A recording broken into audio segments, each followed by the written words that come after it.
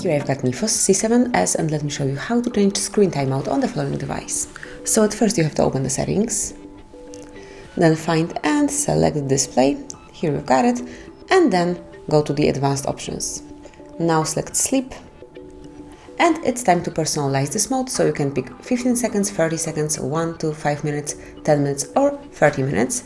Obviously you can also pick never, and then once you select the preferred time, so let me pick for example 5 minutes, that is all. So as you can see, from now on, after 5 minutes of inactivity, the device, the display, will be asleep. So that would be all. This is how you can change screen timeout in your Neffos C7s.